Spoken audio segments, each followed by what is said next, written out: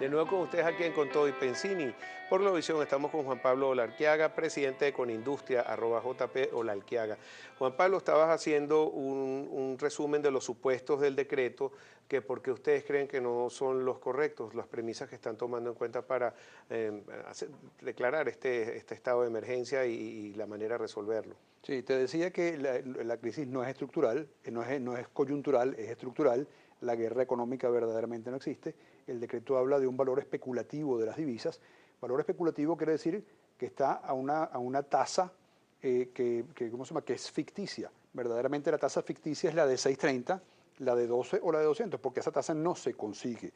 La única divisa que se podría conseguir de ser legítima sería una divisa que está a un precio sustancialmente más alto. Pero si está a un precio sustancialmente más alto y no puedes contabilizar los costos a esa tasa de cambio, pues tampoco puedes acceder a ella, porque reflejarla por un precio distinto del precio que tú la adquieres, si es que la pudieses adquirir, te conllevaría unas pérdidas, con lo cual entonces también se te cierra esa ventana de oportunidad. Entonces, el supuesto del decreto que establece que hay un valor distinto porque considera que 6.30 y 12 y 200 son los correctos, también es un supuesto equivocado. Por último, la guerra de precios del petróleo. Ayer cuando estábamos escuchando al presidente Maduro hablar de que existe una guerra geopolítica como para tratar de, digamos, influir negativamente sobre Venezuela, como para que caiga el gobierno, yo creo que es un análisis, digamos, tal vez un poco infantil sobre la realidad de lo que es la oferta y la demanda. El que hay un exceso de oferta producto de los petróleos de esquisto, pues todos los venezolanos lo sabemos hace muchos años, el petróleo existe hace cerca de 40 años, ¿no?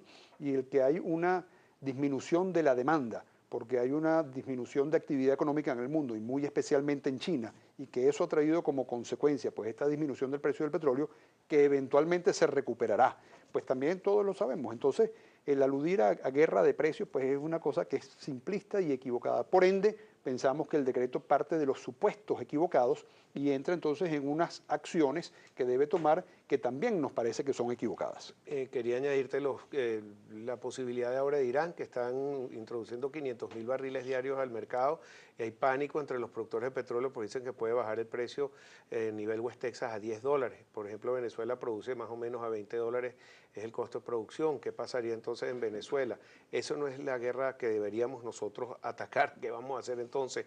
Podemos recoger algo del dinero que hemos prestado, podemos recoger la ayuda que todavía seguimos dando a países que en las intervenciones que hicieron en la Asamblea dijeron, bueno, ¿cómo es que países que le estamos dando ayuda están mejores que nosotros mismos? Así es, y que nos deben mucha plata porque le vendimos el petróleo muy barato durante muchos años y se los vamos a cobrar a 15 años y 15 años con unas tasas de interés que son bajísimas. Entonces, el mal negocio lo hicimos nosotros los venezolanos y lo seguimos haciendo todavía los venezolanos. En consecuencia, por eso que las consecuencias del decreto pensamos que es equivocada. Fíjate que el artículo 2 dice que se utilicen fondos de otros años como para inversión en infraestructura. Si bien todos los venezolanos queremos tener infraestructura, resulta difícil entender cómo cuando existía un excedente financiero importante no se construyó esa infraestructura y se va a construir ahora en el momento en el cual tenemos, digamos, las peores condiciones financieras. Yo digo que ahí el decreto lo que debería establecer es concesionar esa infraestructura. Todos queremos que se corrija el problema de la electricidad en el cual se han gastado ingentes cantidades de dinero para que siga con las mismas fallas que estaba digamos, 4 años atrás. Las carreteras son fundamentales y ¿cómo se llama? Hay que corregirlas. Todo lo que es puertos hay que corregirlo también. Todo lo que es internet hay que corregirlo. Todo eso es infraestructura, hay que corregirlo. Por eso se puede concesionar para que privados lo hagan sin que tenga que haber inversión por parte del Estado que nos cuesta a todos los venezolanos, ¿no? Después el decreto habla de evasión fiscal, ¿verdad? Pretender, Pedro, recaudar más a unas empresas que van quedando, pocas empresas, que están sumamente golpeadas porque no pueden producir, que además aquello que van produciendo lo van teniendo que vender muchas veces a pérdida por la ley de costos y precios. Pretender sacarle más plata a esas empresas, oye, es un sinsentido. Ahí todos los países tienen una curva de recaudación que han aprendido, que saben que cuando tú tienes una economía que está funcionando normalmente y subes la tasa de impuestos, puedes recaudar un poco más y llegas a un punto en el cual comienzas a desincentivar. Y hay menos producción y terminas cobrando lo mismo. Exactamente. Entonces, la recaudación en este momento para Venezuela no es lo que hace falta. Por el contrario, lo que hace falta es bajar los impuestos como para incentivar. Pero tú puedes, en vez de cobrar impuestos, hacer muchas otras cosas como, mira, ¿qué tal si acaso empiezas a bajar gastos? ¿No? ¿Por qué no bajas gastos en las compras militares? ¿Verdad? Estamos comprando armamento militar para un país que no está en guerra. ¿Por qué no empiezas a privatizar las empresas que le diste, que eran del sector privado y que las pasaste al sector público y se han transformado en empresas improductivas en el sector público, ¿no? Entonces, ¿cómo se llama? El ver, en vez de subir los impuestos, el ver el cortar gastos, es lo que una persona, una compañía o un país tiene que hacer en momento de crisis, ¿no? Juan Pablo, antes que continúes, yo quería preguntarte, ¿por qué estabas tú en la asamblea? ¿Te llamaron de la asamblea para que tú dieras estas declaraciones? ¿Están tomando en cuenta tu opinión como representante de los industriales? ¿Va a aportar esto? Porque me da un poco de curiosidad. ¿Están tomando en cuenta también a todos los gremios? Bueno, fíjate que, ¿cómo se llama? Yo llamé a José Guerra para decirle que me parecía pertinente que escuchara la versión del sector industrial, porque el sector industrial va a ser uno de los grandes afectados por este decreto en caso de que no sea rechazado o no sea modificado por la Asamblea. Y él inmediatamente me invitó para que fuéramos a la instalación y ahí pues consideró pertinente que fuéramos escuchados tanto nosotros como el sector sindical que estuvo ahí representado por Marcela Máspero y por Rodrigo Penso. Entonces, y ahí yo creo que fuimos coincidentes en nuestro análisis, tanto Marcela, Rodrigo y yo, así como estaba también Alfredo Padilla representando pues, a los microempresarios. Que ellos se alegraban que por fin se dio una reunión tripartita. Así es. Pero yo creo que todos coincidimos en que en Venezuela tiene que comenzar la producción y este decreto lo que hace es ahuyentar la producción. ¿Okay? Te decía que otros de los artículos establecen, bueno, flexibilizar los mecanismos de importación para el Estado. Oye, cuando en Venezuela lo que requerimos es todo lo contrario, lo que requerimos es producción local. Aquí se ha dicho en muchas oportunidades que por cada dólar que se trae de materia prima se pueden hacer muchos más dólares de productos terminados. Entonces, ¿para qué los vamos a traer en forma de productos terminados? Con eso lo que hacemos es, bueno, limitar las posibilidades de fabricar bienes para que tenga la población y, muy importante, Pedro, disminuir la cantidad de puestos de trabajo. Claro. Muy necesario. La relación de lo que cuesta un producto importado es 4 dólares a 1 lo que cuesta producirlo en el país. En el sector de alimentos esa es la cantidad, es verdaderamente 5 a 1. Por cada dólar que tú traes de materias primas puedes fabricar 5 dólares en productos terminados. En otros sectores es un poco distinto, ¿verdad? Pero siempre el importar materias primas te va a representar la posibilidad de fabricar muchos más dólares en términos de productos terminados que importar, por supuesto, los productos terminados mismos, ¿no? Juan Pablo, estabas haciendo algunas notas sobre lo que han estudiado ustedes, de que están de acuerdo y no están de acuerdo con el decreto de emergencia económica. Sí, fíjate que hay dos cosas adicionales que me gustaría mencionarte, que me parecen sumamente peligrosas, ¿no? La primera es eso de requerir del sector privado bienes como para poder disponer de ellos sin ninguna otra formalidad más allá que tomarlos, ¿no? Si nosotros vemos la historia de Venezuela reciente, te das cuenta que todo lo que el Estado ha ido tomando lo ha ido transformando en miseria, ¿verdad? Todas las empresas que ha ido tomando, ahí tú puedes ver, Venezuela exportaba clinker, que es el cemento no terminado. Hoy en día no se consigue prácticamente cemento. En la siderurgia estamos produciendo menos de 20% de lo que se producía cuando era una empresa privada. En la misma Agropatria, tú puedes ver que satisfacía cerca de un 40% de la demanda de semillas de los campesinos y hoy en día es menos del 5%, ¿no? Así que si la experiencia de manejo por parte del Estado ha sido tan mala, el plantear que se van a tomar activos como para poder, digamos, facilitar el acceso a bienes de los consumidores, tú te podrás imaginar que lo que va a terminar es una destrucción de esos activos y unas circunstancias peores para los consumidores al final. Eso es sumamente peligroso. Y lo otro es el control de las transacciones financieras, de la cual se podría desprender, como tú dijiste, el corralito. Eso es lo que la gente percibe, que es un corralito. Algunas personas me han dicho, bueno, pero corralito es que no se puede sacar bolívares a dólares y ya tenemos un control de cambio. No, corralito también es que no te dejen sacar fondos, por ejemplo. Si yo necesito pagar 3 millones de bolívares en mi nómina todos los días de mi oficina pequeña, me lo cortan a 2, entonces, bueno, no puedo sacarlo. Pero, ¿qué pasa con una industria que tiene que mover 200 millones, 500 millones, te debe pagar? Háblanos un poco de ese tema, porque eso es muy preocupante. Bueno, fíjate que eso es uno de los grandes riesgos. El corralito se ha implementado en momentos en los cuales ha habido digamos, corridas bancarias en otros países como para frenar las corridas bancarias. Ahora, responder con un corralito como control de inflación te frenaría por completo el acceso de los consumidores y de las empresas a poder materializar las operaciones que quieren hacer. Y al final no vas a controlar la inflación. La inflación se genera como consecuencia de que el Estado está emitiendo mucho más dinero que los bienes disponibles que hay. Y la inflación desbordada, esta que estamos viviendo los venezolanos, radica o proviene desde que PDVSA comenzó a tener un déficit de caja. Y la forma que el Estado escogió como para subsanar eso no fue subir el precio de la gasolina, cosa que ha debido hacer porque pierde plata con la gasolina, pero no escogió esa forma, escogió la forma de emitir dinero inorgánico. Ese dinero inorgánico va para el torrente de la masa monetaria y eso termina digamos, impulsando para arriba la tasa de cambio y en consecuencia el resto de los productos que tienen alguna vinculación con eso. Entonces estamos sufriendo esta inflación que según el Estado está por el orden del 230% para el año, pero todos los venezolanos sabemos que eso es una canasta dentro de la cual hay una cantidad de productos regulados que no se consiguen o que se consiguen bachaqueados y la inflación real que tenemos está muy por encima de Fíjate eso. que el Fondo Monetario habla de la inflación proyectada para este año va a ser de 500%.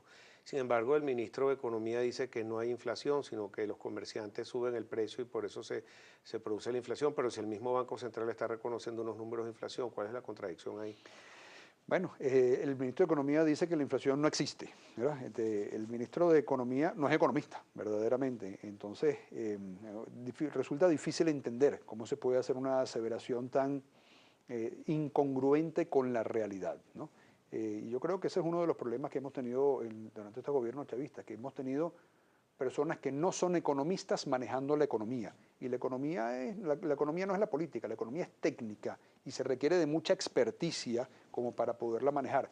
La consecuencia que tenemos de no haberla manejado con economistas es digamos, no poder entender cuáles son las políticas que se tienen que tomar. Juan Pablo, pero quería hablar contigo también del petróleo, porque realmente que estamos en una emergencia económica y creo que esto hay que tomarlo con la mayor seriedad posible. Hablo no por ti, sino por el venezolano, de que no es un momento de polarización, sino que tenemos que llegar a algunos acuerdos, algunos pactos.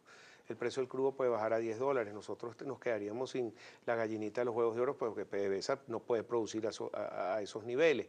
También tenemos que el aumento de demanda internacional no sube, como tú mismo dijiste, porque no hay crecimiento económico internacional, no crece China y Estados Unidos está produciendo, está exportando petróleo, que es nuestro principal comprador y que paga chin chin.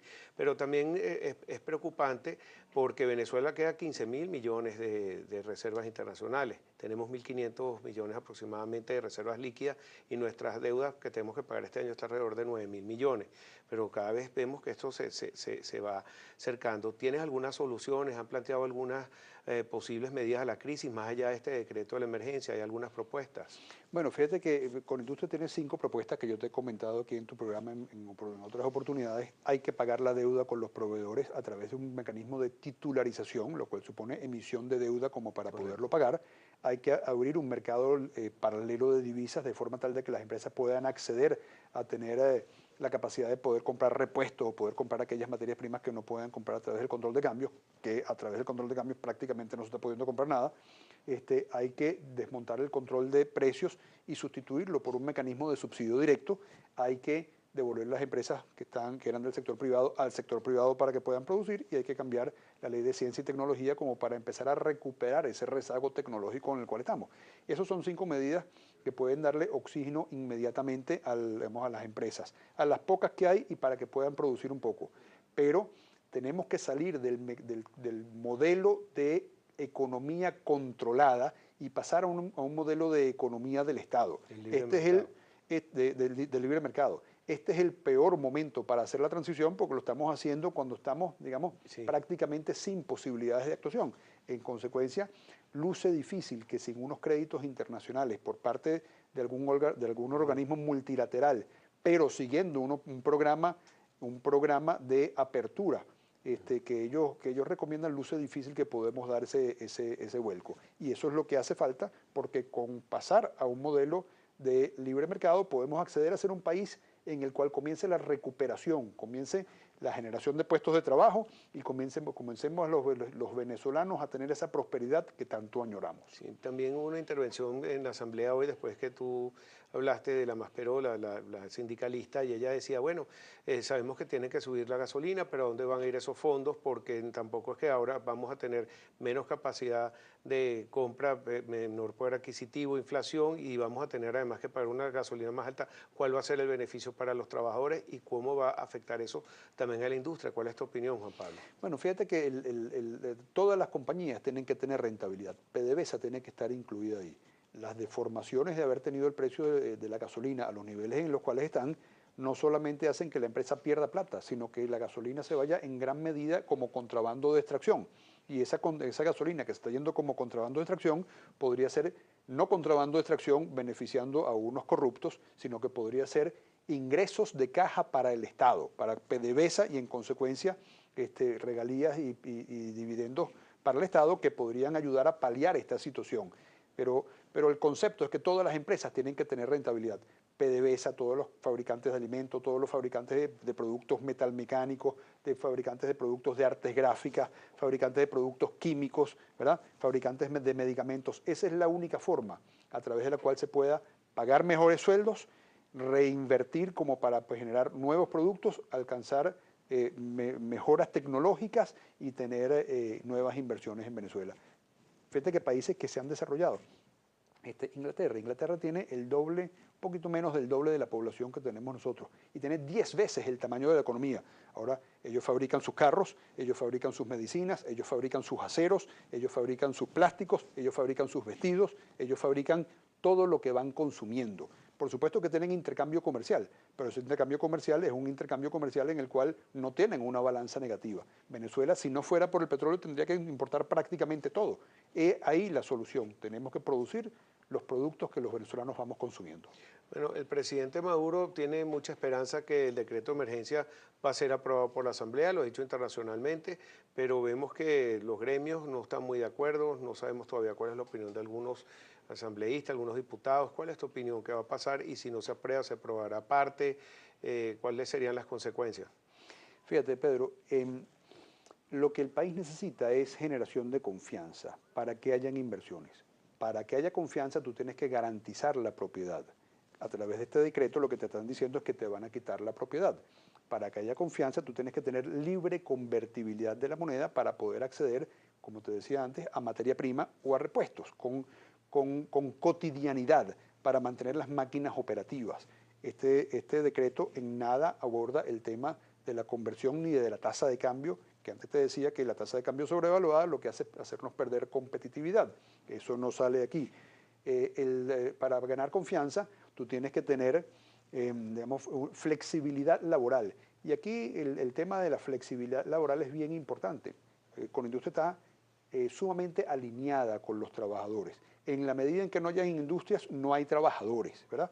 Y lo que más hemos dicho es que, lejos de tener miedo los trabajadores de articular con modificaciones en una política de apertura económica, en la medida en que tengamos muchas más industrias, que sería la consecuencia de un buen desarrollo industrial, más bien van a hacer falta trabajadores que trabajen en esas empresas. Entonces, yo creo que lo importante es cambiar un modelo de mercado en el cual Venezuela puede florecer nuevamente a ser un país próspero. Bueno, muchísimas gracias, Juan Pablo, gracias por estar con nosotros. Te felicito por tu iniciativa de llamar a José Guerra y exponer lo que ustedes piensan como industriales. Me gustaría volverte a invitar también con el representante de Fedindustria, porque él está al frente del gobierno. Creo que ustedes hablan y hay alianzas importantes que se pueden hacer. Es un momento del diálogo. Vamos a ver qué pasa. Muchísimas gracias. Encantado, Pedro. Muchas Juan gracias Pablo por invitarme. Olalquiaga, presidente con Industria, @JP Olalquiaga. Ya regresamos con más para ustedes en Con Todo y Pensini por Globovisión. I saw you had